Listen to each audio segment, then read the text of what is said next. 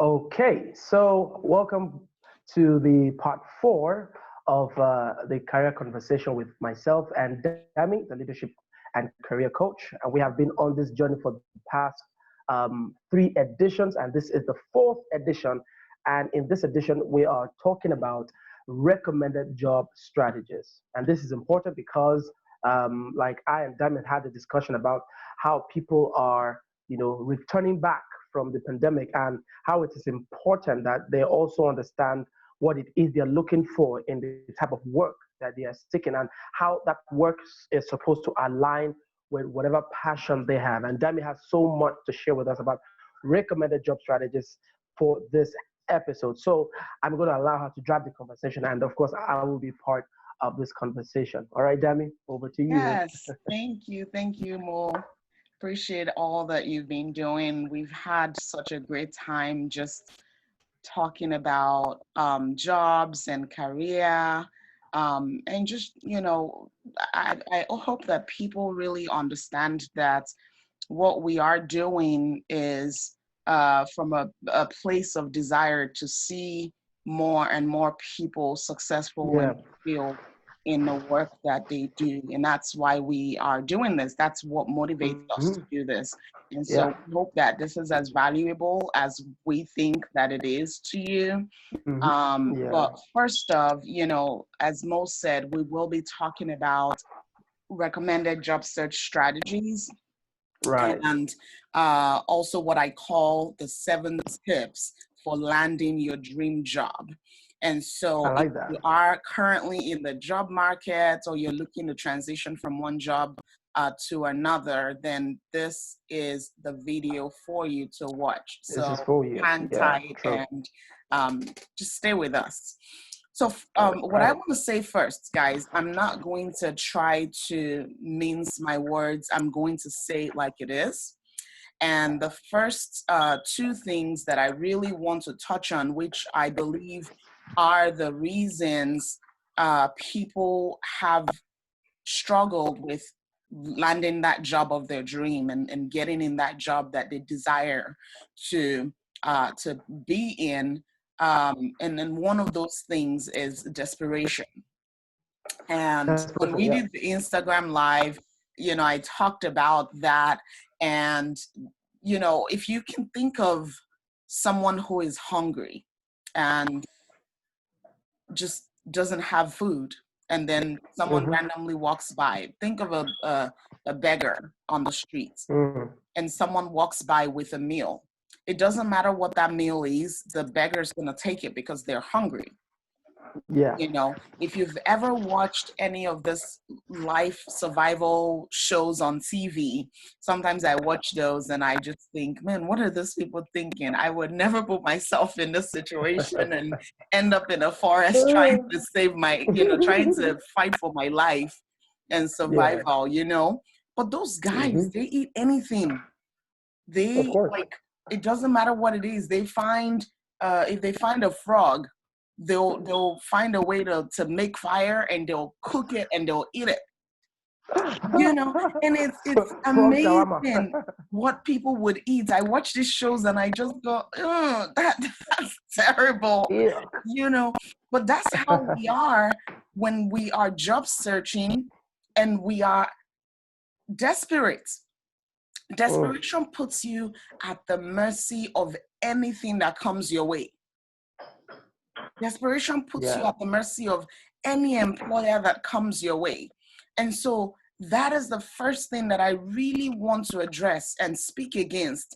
If you are in Mm. the job market, you have what it takes to get the job that you want.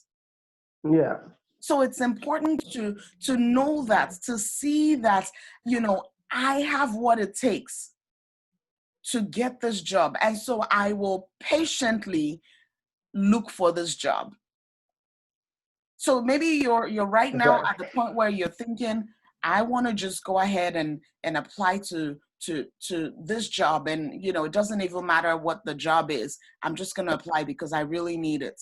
Just take a step back and remind yourself that you are totally worth getting what you really want. And Mm-hmm. remind yourself that months down the line, I guarantee you, you will be back job searching again, because you will find something in that job or many things in that job that will not satisfy you. And Yeah. then the reality will hit you again. And then it's like, oh, now I'm back in the job market. Mm. So take a step back, guys, and you will not regret it. Do not be desperate. You are so much better than that. Yeah. Yeah. And then, You yeah, know what people usually say to justify their desperation, and they will say, you know what, one bird in hand is worth more than 100 in the bush. So you just have right, right. to just have And something in your hand, but I get it. A lot of times, sometimes I've actually had people defend that as well by saying, well, what if you have a family to feed, you have a family to provide yeah, for? And I yeah, totally get it. And even in your place of desperate need, you can still get something that you know in your mind, I'm going to do this while I'm really looking for there are people that join companies and positions that they don't plan to, but they just join because they're trying to, kickstart that relationship with that employer. And then 6 months down the line, they're like, okay, what are my opportunities now? But whatever step you take, you want to make sure that it's going to lead you to the path that you're really intending to take. yeah, Something I tell my clients is you want to be where you intend, where you mean to be. Don't stumble on just anywhere. And that's what we do with our jobs is we just end up in a place that we never even, we didn't even see coming. The yeah. opportunity just opened up. And if the Mhm. opportunity is aligned with where you're going, then sure enough, you can take it. But most Mm. times, in most cases, it doesn't align. And we just jump on it because, again, we're already in that desperate place. We are hungry. We are thirsty. Mm. So we're going to take anything. We'll You're drink taking anything. anything. We'll eat anything. It just bring it on. Yeah, So that's really important, guys. You are worth so much more. Take the time and get yourself into the job that you will wake up every day excited and looking forward to being at. So, and then the second thing, guys, like I said before, I'm here yeah. to spell it as it is. And As so, it so the second is. thing is laziness. Mm. People are just not willing to do what it takes. Yeah, do what it takes to get a good job. You want to find the job, submit an application, and that's it. Then you sit back and you're waiting on the recruiter or hiring person to call you. It doesn't work that way. You don't land the job of your dreams by simply submitting an application and waiting to hear back from the company. There are so many things that goes into job searching that makes the difference between whether or not you are fulfilled and successful in that job or you are frustrated and Mm. unmotivated in that job. Yeah, So you get to yeah. make the decision. What do I Mm-hmm. want to come out of this job that I am pursuing? Do I want to Yeah, see months down the line that it's not working and get back on the job market? Or do I yeah, want to strategically, intentionally build my path, to where I want to be, to what I'm dreaming about? yeah. So real quick, I'm going to go into the 7 tips for Okay. landing your dream job. 7 tips for landing your dream job. And I encourage you to take notes because these are some of the things that my clients are paying for and that I walk them through. But they are really the key to landing your successful job and fulfilling Okay. job. Yeah. And the first thing, and I see this a lot, is apply to only 3 to 5 jobs at a time. I can't tell you how much my heart breaks when I see people apply to multiple jobs at a time. There's no way you will put in a quantified a quality. There's no way you will have a high quality of input, of information submission, and all of those things when you apply to too many jobs at the same time. But identify what are my job interests and see what are 3 to 5 jobs that I know that I can take my time building my way up to, and you know, seeing does this align with me and all of those things. And I'm going to talk about some of the other tips as well, and you will see how this makes sense.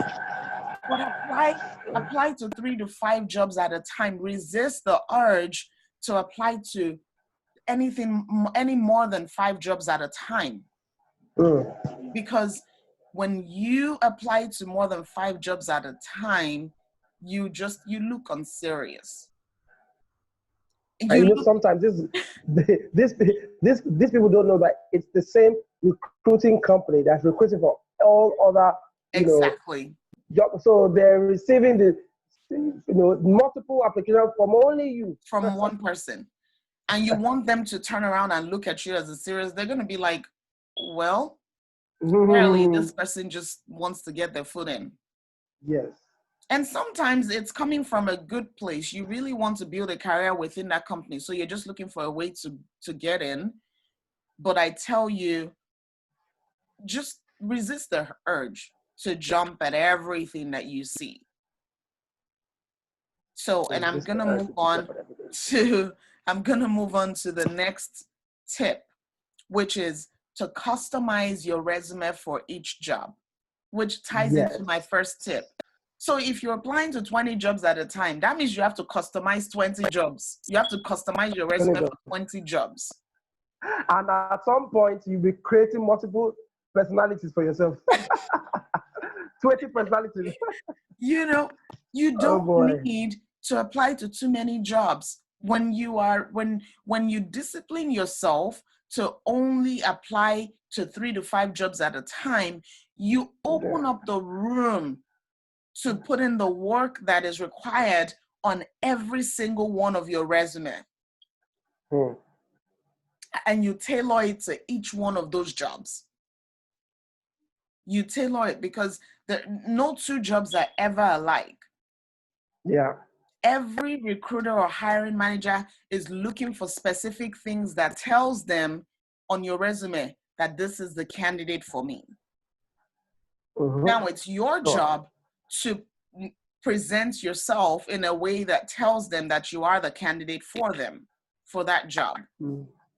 But if you're applying to more than 5 jobs at a time, you're going to get tired. Yeah. You'll get tired. You'll get worked up about all the different, things that you're having to keep up with, because it does take work. There are people that get paid just to help others build their resume, And you just keep spending money. Yeah, you just keep spending money. And some people are like, no, I'm just going to do it myself. I was looking at a client's resume several weeks ago. And I tell you, I was quite surprised at how little this resume had. It just lacked it lacked any sense of direction, meaning. It was, I'm a what was it?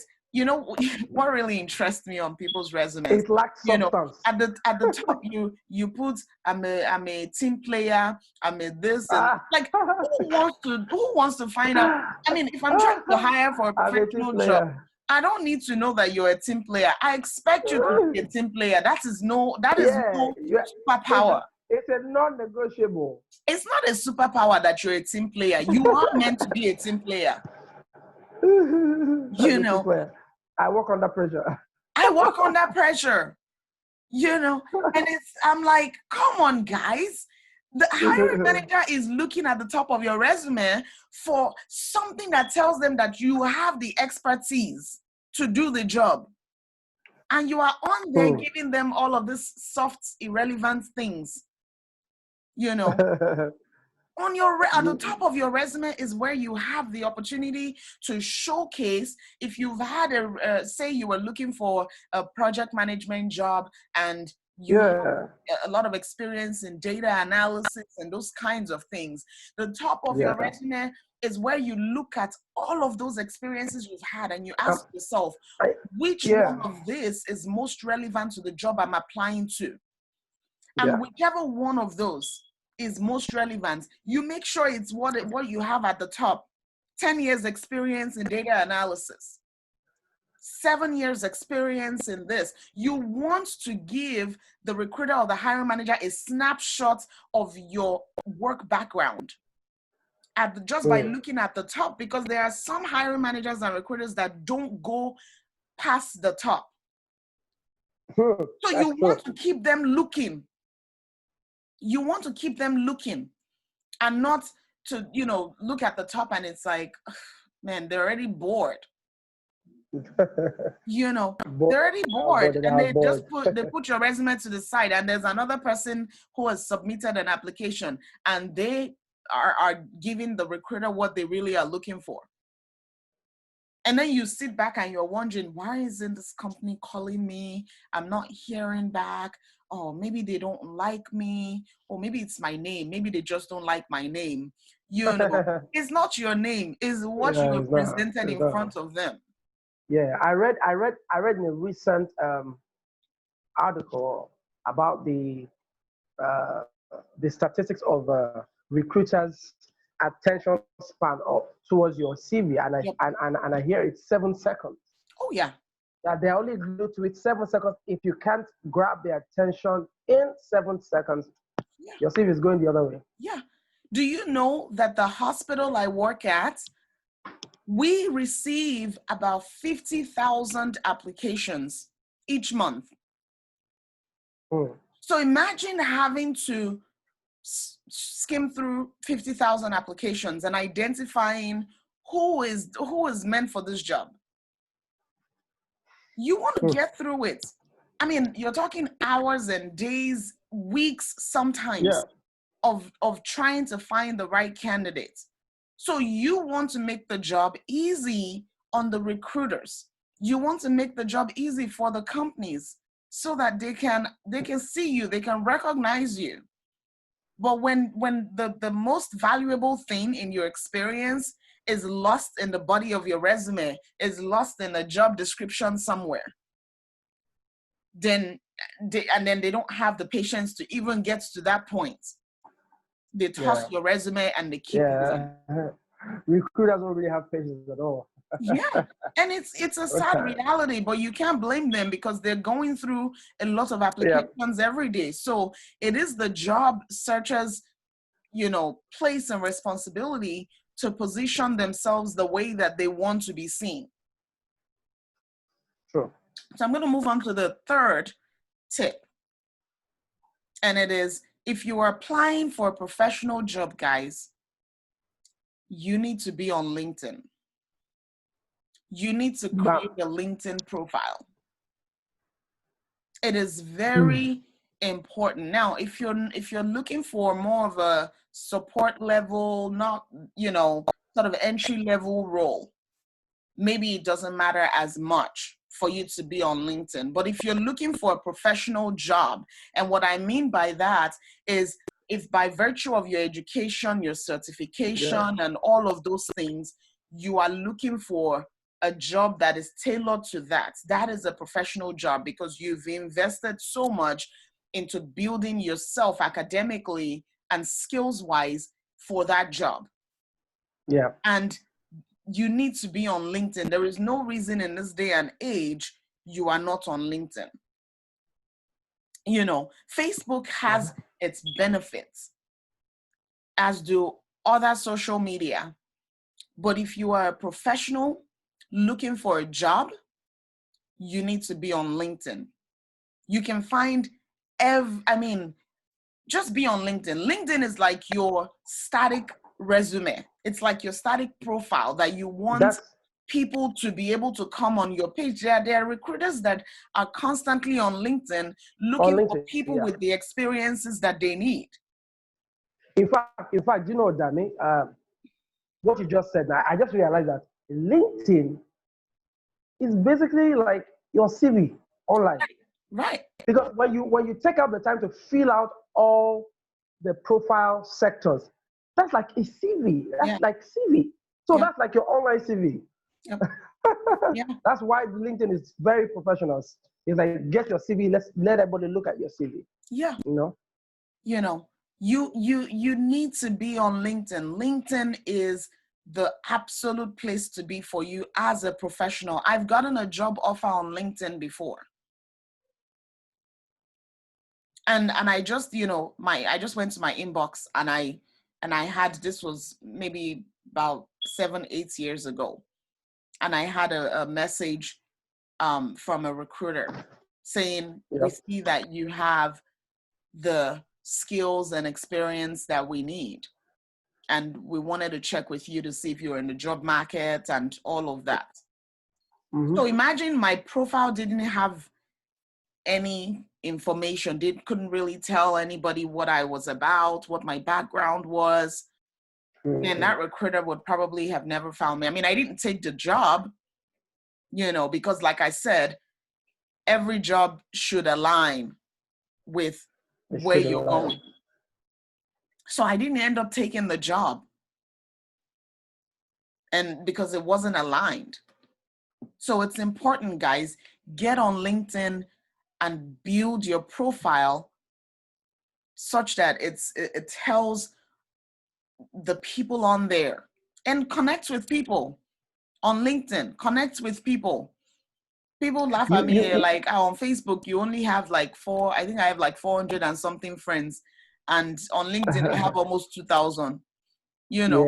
And I'm like, yeah, because LinkedIn is what is relevant to my life right now. Yeah. You have to choose the platform that's relevant to your objective. Yeah. So there's no reason for me to waste my time. I mean, I have a page on Facebook, but that's only on the business side of things. On a personal side, I don't really need to be on my private Facebook page as much, or my Facebook profile. So guys, get on LinkedIn if you're looking for a professional job. Get on LinkedIn and connect with other professionals. If you have companies that you are interested in being a part of, if you want to get hired by a certain company, connect with the employees in that company, connect with the leaders in that company, so that they can start to see your name and see your face. Yes. All right. So that when your resume comes through, it rings a bell. They're like, oh, I know who this is. Connect with people. Go out of your comfort zone. Hit that connection request. And maybe even put a notes there. Yeah. I also want to chip in something when you talked about LinkedIn and your second point that talks about laziness. That laziness affects the way people use LinkedIn. It's not as though some people are not on LinkedIn. When you go to their LinkedIn page, you will see that they have not taken the time to fill out completely at least 70-80% of their profile. And that is just pure laziness. I mean, they are so lazy that they can't put in the extra time to provide extra information. Right. There are places, LinkedIn also helps you to highlight your core competencies. So that it's easy for a recruiter to say, okay, this is what you are competent at. Right. And it's just about ticking, okay, I'm competent with this. In fact, LinkedIn also has given you that opportunity to allow people, to ask people to recommend you or to confirm that you have certain skills. A skill. But a lot of people haven't taken the time to just say, come, I need to do this so that I can advance my career. Yeah. Simply laziness on their part. Yeah. You have to be on LinkedIn adding your skills. And like as Mo said, when you add your skills, people you have worked with in the past or know you, personally, they're able to go on LinkedIn and they're able to endorse your skills.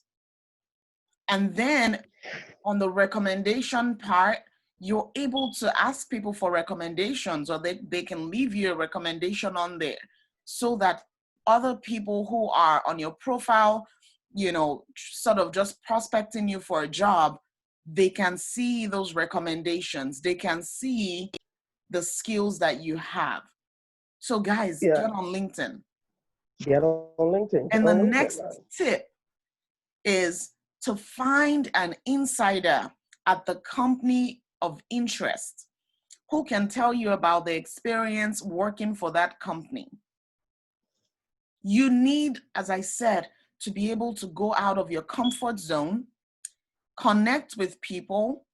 And if you're already connecting with people and interacting with people in groups on LinkedIn, it shouldn't be difficult for you to go in your inbox in the message part of LinkedIn and send a message to someone that you think could tell you about a company you're interested in.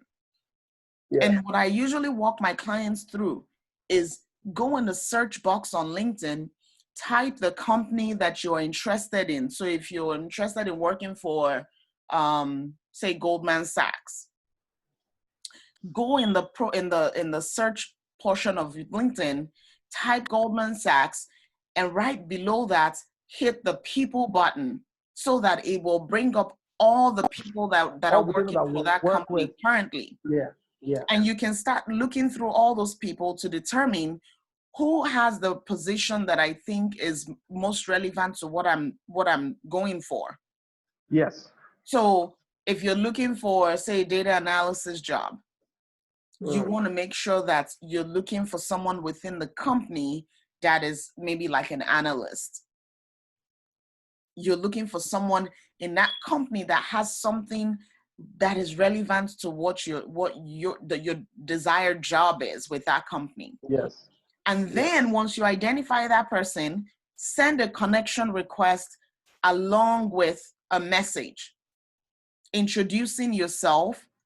And don't, right off the bat, don't say, oh, I'm interested in working for Gold. No, I see that you work for Goldman Sachs as a data analyst. And I wanted to connect with you if you're open to it.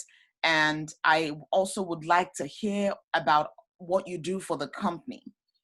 And I just want to learn about the company.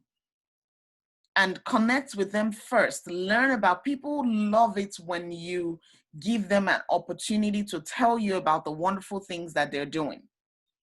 But if you just jump right off the bat, I'm connecting with you because I want, I'm interested in this job, they're just going to move on.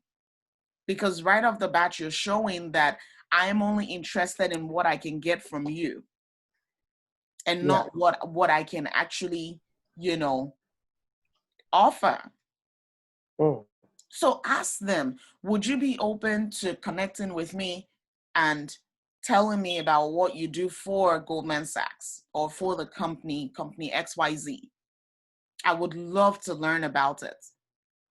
And then as your conversation goes with this person, you can kind of get a sense for when it is the right time to say, I've actually been considering working for Goldman Sachs for a while, but I really wanted to take the time and learn about the company. So I appreciate you for connecting with me, telling me about it.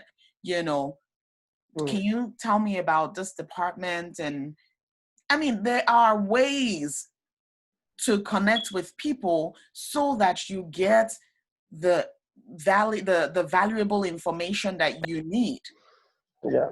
And in connecting with an insider at the job, you're learning about the company, the good, the bad, the ugly, and you're able to say, man, this is really bad. I can't do this. Yeah, you're able to make informed decisions. Exactly. You're able to make an informed decision. But if you're not connected to an insider at the company, you're just blindly pursuing that job. Okay? That's right.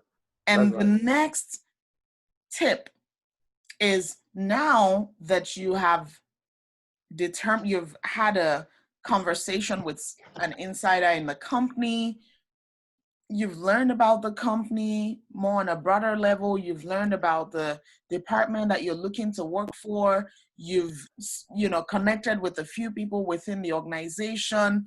Now you're equipped to decide if this company or the job is a fit for one, your career objectives. How does all of what you found out about the company, how does it align? So if your career objective is, to grow within the company, how does it align? Is there room for growth in the company? And then you want to find out if the company is a fit for your skills. If you have certain skills from past jobs, from education, whatever it may be, is it aligned with your skills? Can you bring your skills to the table, and how is it valuable to the job of interest? And then 3, you want to find out or determine if this job or company is a fit for your desired work culture or values. Everyone should have their own values, their own personal within culture. the workplace. Everyone should have their own values. One of my biggest values is safety. I want to work with a team that I know has my back. I want to work with a team that I know, is willing to be transparent, and everyone on the team, there's no one is better than the other. Everyone looks at each other equally. I can walk around with my head up. I'm not wondering if somebody is stabbing me in the back. I'm not wondering if someone is trying to kick me out of my job. It is important. I know what it means to be in an unsafe job because I've been there. And so I decided, and our values are formed, by some of our experiences. That's how we form our values, by some of our experiences. So if you've been in an unsafe job, then going forward, you cannot be in an unsafe job. Now, I would also say, don't wait until you experience that negative thing to make something your value. Ask yourself, what are the things that I really desire to see and experience around me? What are the things that I welcome into my life? I personally don't welcome toxic environments. And so you need to be finding out, what is the deal with this company? Are they a company that encourages diversity? Or are they a company that primarily would hire certain people from a certain race? Are they racist company? Right. And a lot of companies will not admit that. Here in the US, the Equal Employment Opportunity, the EEOC, they have rules and they have guidelines, they have policies that sort of compels employers to hire people of different colors. So employers will follow through, just as a result of, they're wanting to show that they are a diversified organization. But at the end of the day, they aren't really that way. They'll do it for the paper. They'll do it to look like it. But you don't know this, in fact, unless you are talking to someone on the inside that's able to tell you about their experience. You know what? Also, sometimes I think when you go through or look through the history of that company, their antecedents, past government, past management, and you are a member of a certain race, and you find that all through, from the inception of that company till date, you cannot find a member of your race having been promoted past a certain position, Yeah. then that's a problem. So there was a company when, it was so hot there in the US, and then they found out that no, in fact, there were two companies. One, they found out that in this company, blacks never got promoted past, I think it was supervisor or something. They never got promoted past supervisor. They never got promoted into becoming director or whatever. Then in this other company, there was a gender issue there. And they found out that in this company, the women never got promoted past a certain position. So if you have set goals for your career, saying that at certain time in your life, you want to have attained this position or that position, that should inform you which or what kind of organization to work for. If you know that going by the antecedents, they have a hit of suppressing or depriving people of your gender or race from reaching that level. So it's very important for people to do their research very, very, very thorough. Right. Very thorough. Right. It's really important. Lately, obviously around the world, people must have heard about the whole Black Lives Matter movement. It was worldwide, Yes. and it really got a lot of big companies, on their toes. I can't tell you how many announcements of Black leaders that have now been made CEOs within the Nice big one. companies as a result of the Black Lives Matter movement. So it's impossible. It's important to really find out what's the deal with this company. I took a job once where I was apparently the only Black leader, the only Black manager in that job, and I happened to be a woman. It was one of my worst experiences ever in the history of my career. That is you achieved two things. Number one, as a woman, and number two, as the only Black. Exactly. Hey. And I remember, I practically had to fight my way throughout that job. Yeah. Because even though the employer saw me fit to join the company, the department that I worked for was largely, maybe there was about 1% of Blacks. In fact, I had 33 direct reports. There was only one Black out of all 33 people. And I had to fight my way. I had to constantly try to prove myself in that job. So it's important. We're starting to run out of time, so I'm going to go faster. It's important to learn about the company's culture and values so that you can determine if it aligns with yours. Determine if the company or job is a fit for your vision. Where do you want to go in life? How does this align? There are certain things, I had someone reach out to me about a business proposal and, wanting to get me involved in a business that was lucrative.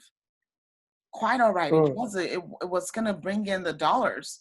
But at the end of the day, it was going to create a confusion for the people that I'm looking to reach. And my goal was to position myself and to continue to offer value with respect to career-related things, job search, and those kinds of things, leadership, team building. That's what my focus is I want to help improve the workplace, either by the people that I am, by the way that I'm helping to guide people into the job of their dreams, or by the way that I'm able to step in and consult for teams and for leaders and to help coach people that way. But this job, this work, this business proposal had nothing to do with career or leadership. And I remember telling the lady, I said, at this point in time, I don't think I want to introduce anything that is outside of my vision, and I politely declined the proposal, even though it was a chance to get thousands of dollars more every month. It just wasn't the right thing for me. It just didn't fit. And it was going to distract me. It was going to create confusion for my audience. And I had to stay away from it. I had to run. So it's important to decide or determine, is this job or company a fit for my vision? Yeah. And then ask your insider, after you have gotten to build a good relationship with them. When you reach that point where you can ask them, you will know. Ask the insider you've connected with if they will be willing to refer you to the job. Guys, referring a candidate is not bypassing everybody else. Referring a candidate is it's good for employers. It's good for you. Employers have started to find out that the referral systems are helping them to increase employee retention rates and decrease employee turnover rates. Employee turnover rates are down because employers are taking advantage. Okay. Sorry, give me a quick second. I have a crying baby. I don't know if you can hear. Yeah. Yeah. Oh, the baby's crying. That's fine. That's fine.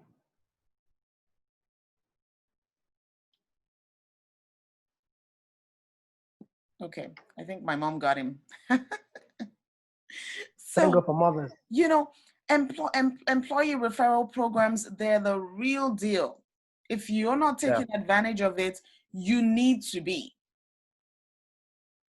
Take advantage of referral programs. Ask that insider, after you've built a relationship with them, if they would be willing to refer you to the job. Mm. And in most cases, if you have really been authentic in your interactions with them, you're not just there when you're looking at a job within the organization and then you're messaging them. No, you're actually building that rapport and all that with them. You will come to the point where they'll be willing to do pretty much anything that you're asking in terms of referral. And they'll say, yeah, sure, you can put me down as a referral. And they, some would even go all out and make the contact for you. I can't tell you how many people that contact me about an interest in a job within the hospital where I work. And I'll go, yeah, sure. I'll ask them to put my name down, and I will still go ahead and find out who the hiring person is and reach out to that person and put in a word. So take advantage. I know the guys outside the US, Nigeria, I've had a few clients there, and they tell me, oh, referrals, people frown at referrals because it's like you're trying to go over other candidates and you're trying to, seek you're trying to seek some favor over other people and all of that. And I'm saying employers in places like Nigeria need to start realizing that referral programs are gold, because no one is going to refer anyone that is not a good potential. Yeah. Unless the person is their family member and and they don't really have the skill and you're trying to fake it and all of that. But somebody that has the skill, if you look at their profile, if you look at what they're bringing to the table, this person is a fit, and you're able to look at them and determine, okay, this person has been referred. Are they going to be a good candidate for me? Yeah. So they need to be taking advantage of that. And you also need to be taking advantage of seeking to be referred to the job of your interest. And then, and lastly, this is the 7th tip. Instead of making this tip your first step, make it your last. A lot of times I see people apply from the get-go. The minute they see the job, they're applying to it. They're not really putting any thoughts into it, nothing. You want to Wow. wait and determine, is this job even a fit for me before you apply? Because if you apply after you have determined that it is a fit, I'm telling you, your perspective and approach to the job application is entirely different. Your perspective and approach to the job is entirely different. When you complete the application, you complete it with knowledge and intention, perspective, everything. But if you just saw the job initially and you just jumped and like, okay, I'm going to go ahead and apply, you haven't really found out about the company, you haven't really found out about the job, you haven't really, I mean, I had someone, a woman Yeah. that I met with, a director of a job that I was interested in some years ago. You know, I saw that job posted and I decided, you know, I want to really find out if this job is for me. I want to really find out Mm. if this job is for me.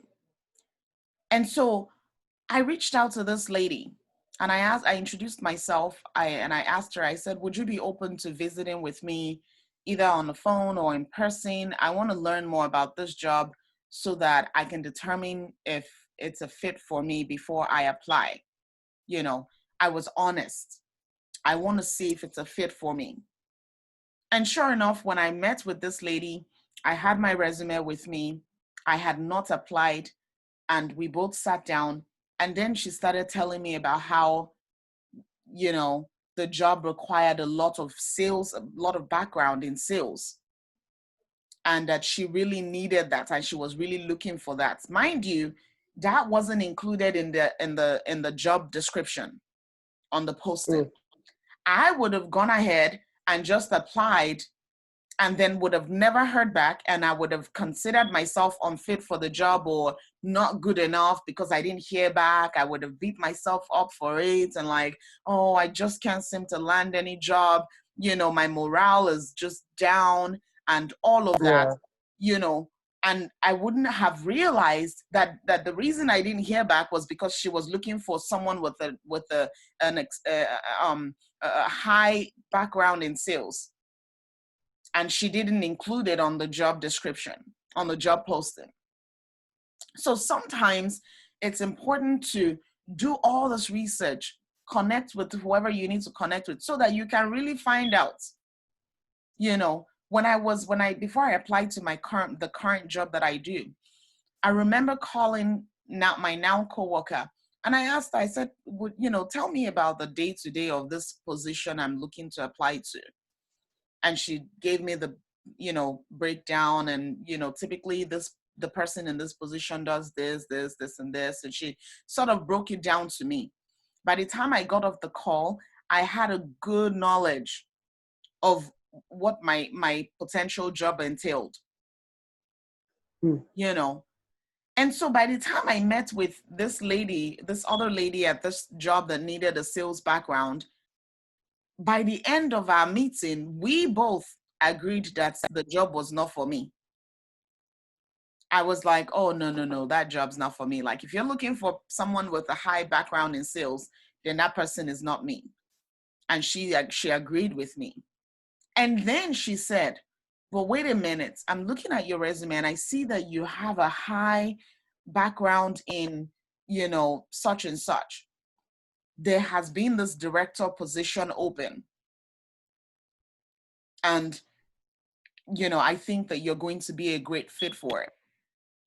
And after she said that to me, I was like, oh, great. You know, I was thankful and all of that. So not only did I, at the end of that meeting, determine that I was not a fit for the job, I was able to get a referral out of this woman because there was another job. So she referred me. And even after she referred me, I didn't leave running off to apply to that job that she referred me to. I did the same thing that I did with this woman.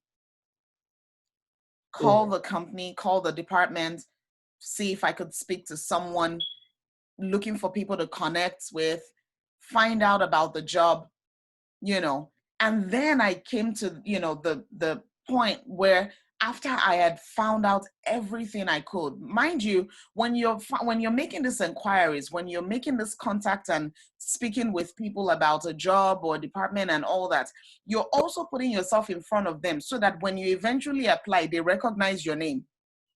Yeah. They know we've talked to this person, so Very we're actually important. expecting her to apply.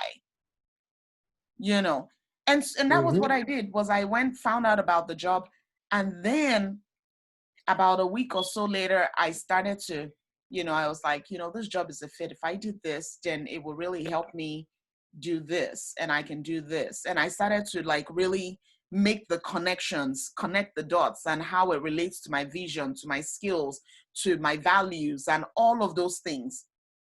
And by virtue of talking to two people in the department, I could tell that they were not a racist department. I could tell that they were very, they were not a diverse department, but I could tell that it was just because they never had someone of a different color come by, And so I went ahead and pursued the job. And I'm telling you, I'm still in that job till today. Still in that job till today. So guys, I hope that all of these tips are valuable to you, because again, the goal is not to get you into a job. The goal is to get you into a job that will make you successful and fulfilled. Help you fulfill your job that you will wake up every day looking forward to. Coming up, I like to come up with ideas and things, and I like to develop programs, and that is something that my job really allows me to do. I love that too. I love that too. I love it. Yeah.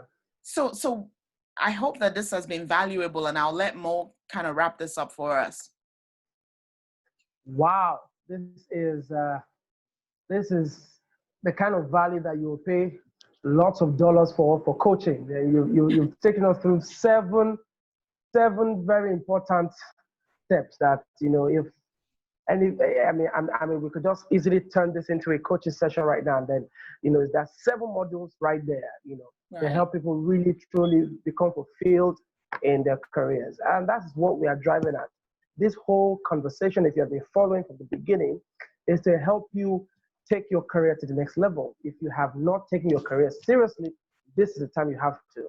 And so we are talking about career from different angles. We are looking at it from the place of, fulfillment, the place of your life's calling, to the place of the works of your hand, to the place of your skills. So everything is coming together holistically right now. And you are beginning to see the big picture that career is not just limited to where you're collecting your 30-day paycheck, but this is something that will impact a greater part of your life, a greater part of your life. So we still have about 2 more editions that will also look and tackle other areas, and then we will wrap it up with a question and answer. We're going to be answering some of the top career questions in the world. We're going to be providing answers to some of the top questions and what that you would ask, or you have been asking yourself, within yourself, you've been asking, you've also asked people. We're going to just try and provide some questions. And I think, Danny, maybe probably, if we can, maybe we can just, for the final session, we can have maybe 2 more career specialists and coaches to join us to just, have awesome. A very, So it just came at the top of my mind. So, and we are looking forward to the ebook. We're putting all these great editions. We're going to put all of it into an ebook, in a much in-depth, read, where you can. We're going to provide more detailed conversation, and of course action steps and instructions for you so that you can achieve 7 major career goals, within the space of time. And so I want you guys to look out for it, and it's going to come on Amazon. We're going to be able to make it available for people all over the world. And I'm looking forward to us having a special boot camp. Yes, I'm looking forward to us having a career boot camp where we're going to take you guys on a 7-day boot camp, and you'll take you through, everybody who has bought the book, we're going to take you through one model after the other, helping you to achieve. I look forward to a whole lot we can do from this conversation. That is smart. Yeah. That is like, this guy's a businessman. You know, it's just to bring value to everybody. You know what I'm saying? I'm just looking like, after the 7 career series, what next? Oh, a whole lot more is coming. A whole lot more is coming. Thank you guys for tuning in. Please go to Dami's page on YouTube. Go to my page on YouTube. Dami, what's your page on YouTube again? It's Dami Career and Leadership. Dami Career and Leadership on YouTube. On my page is DMO Oladapo. So you can go to any of our pages, watch the video. Please share the video. Recommend people to watch it. And if you have questions, put the questions in the comment section on YouTube or wherever you're going to see this video. We're going to be answering your questions soon enough. Thank you for watching this, Dami. And subscribe. And subscribe. Very important. That is very important. Subscribe and turn on the notification because we're going to put in more videos as we go on in this series. Thank you so much. It's been a wonderful time. Thank you. Wonderful Thank you. Yes, yes. You know, if you were to charge me for this, I won't have money to pay you for this. I can't pay your money. Man. So thank you so much. I really appreciate it. Yeah. Thank you guys for watching. All right. God bless you. Yeah, have a great day. You too. Bye. Bye.